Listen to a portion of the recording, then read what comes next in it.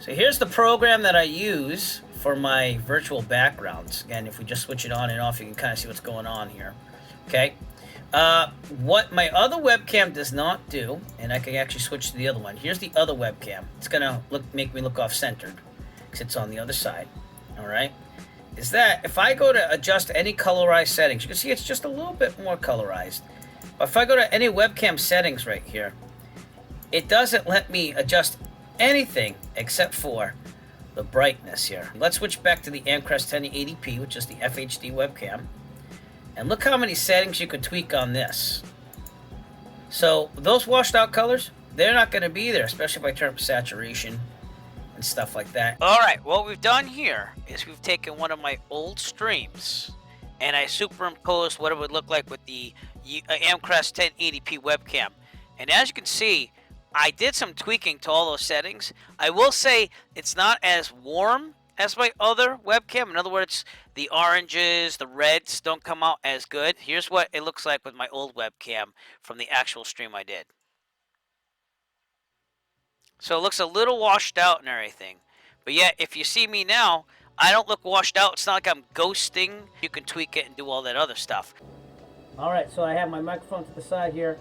Everything is on the Amcrest 1080p webcam right now. So you can compare the sound quality of using a headset versus the Amcrest webcam. Again, I don't think it's as good as on the microphone. Just a little pinhole on the side of the webcam, so you're not going to get much out of it.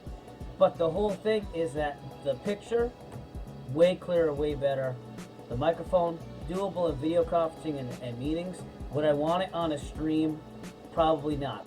Pros and cons about the Amcrest 1080p webcam. Pros, really detailed, nice looking resolution out of the camera. It's very stylish looking. It mounts 3 different ways. I like that option as well. Long cords that you can snake it through underneath desks and stuff like that. That's cool too. That's about where it ends there though. Then we have the cons, which is everything looks kind of pale. Even if I touch the settings, I don't get enough warmness in it. There's not enough reds and oranges that kind of mix in there to make it really good. The microphone is pretty bad.